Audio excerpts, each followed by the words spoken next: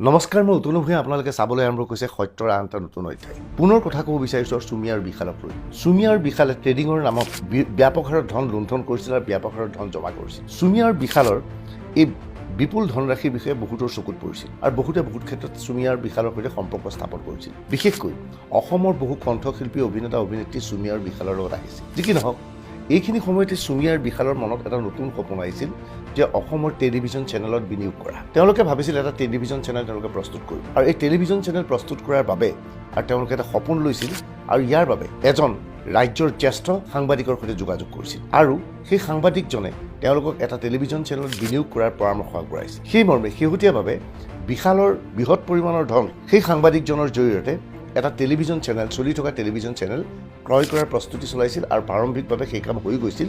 ইতিমধ্যে ক্ৰয় প্ৰক্ৰিয়া সম্পূৰ্ণ হৈছিল। ইয়াৰ লগে লগে চুমি আৰু বিশালে এক ডিজিটেল প্লেটফৰ্ম বিচাৰিছিল আৰু সেই সাংবাদিকজনে এটা নতুন ডিজিটেল প্লেটফৰ্ম উলিওৱাৰ প্ৰস্তুতি চলাইছিল য'ত বিশালৰ কিছু পৰিমাণৰ ধন আছে।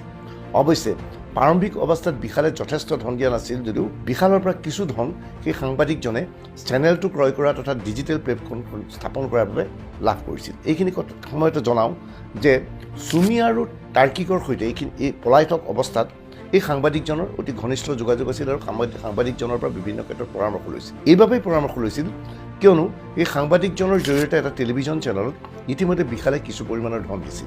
এই সাংবাদিকজনে ইয়াৰ পূৰ্বেও এনেধৰণৰ প্ৰতিষ্ঠান উলিয়াইছিল।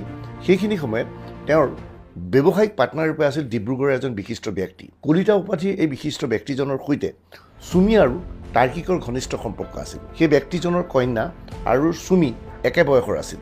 সেই মৰ্মে ডিব্ৰুগড়ৰ কলিতাৰ সৈতে চুমি আৰু তাৰ্কিকৰ ঘনিষ্ঠ সম্পৰ্ক আছিল আৰু নতুনকৈ যিটো টেলিভিছন চেনেল তেওঁলোকে ওলোৱাৰ পৰিকল্পনা কৰিছিল, এটা পুৰণা টেলিভিছন চেনেল তাক নতুন ৰূপত সজোৱাৰ চেষ্টা চলাইছিল, তাত সেই কলিতা নামৰ ব্যক্তিজনো এজন অংশীদাৰ আছিল। ইতিমধ্যে আৰক্ষীয়ে STFে সমগ্ৰ বিষয়টো অনুসন্ধান কৰাৰ পিছত এইবোৰ তথ্য সন্মুখত তেওঁলোকে লাভ কৰিছে।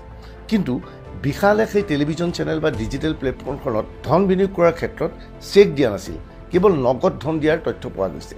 গতিকে সেই সূত্ৰে আৰক্ষীয়ে এতিয়াও বা STFে এতিয়াও নিশ্চিত প্ৰমাণ লাভ কৰা নাই বিশালৰ ধন টেলিভিছন চেনেলত কিমান পৰিমাণৰ আহিছিল বা কেনেকৈ আহিছিল। খবৰ অনুসৰি এই চুমি আৰু তাৰ্কিক পলাতক অৱস্থাত থকাৰ অৱস্থাত ডিব্ৰুগড়ৰ সেই কলিতা নামৰ ব্যৱসায়ীজন, যিজনে এটা টেলিভিছন চেনেলৰ লগত শেহতীয়াভাৱে জড়িত হৈ পৰিছিল আৰু এজন জ্যেষ্ঠ সাংবাদিকৰ সৈতে ঘনিষ্ঠ যোগাযোগ ৰাখিছিল আৰু এই সাংবাদিকজন আৰু সেই কলিতা উপাধিৰ ব্যক্তিজনে চুমি আৰু তাৰ্কিকক বিভিন্ন পৰামৰ্শ দিছিল, ক'ত আত্মগোপন কৰি আছিল, কি কৰি আছিল, এই ক্ষেত্ৰত তেওঁলোক ওতঃপ্ৰোতভাৱে জড়িত আছিল। শেহতীয়াভাৱে STFে এই তথ্য আহৰণ কৰিবলৈ সক্ষম হৈছে আৰু এই তথ্যৰ ভিত্তিত তেওঁলোকে অনুসন্ধানৰ প্ৰক্ৰিয়াও আৰম্ভ কৰিছে। প্ৰকৃততে বিশালৰ কিমান টকা, অৰ্থাৎ বিশালৰ নহয় ৰাইজৰ টকা বিশালে আত্মসাৎ কৰিছিল, কিমান টকা টেলিভিছন চেনেল বা ডিজিটেল প্লেটফৰ্মত ব্যৱহাৰ কৰিছিল তাৰো তদন্ত চলাই থকা হৈছে। এই সমগ্ৰ বিষয়টোৰ সংক্ৰান্তত এতিয়াও বিতং তথ্য সন্মুখলৈ অহা নাই।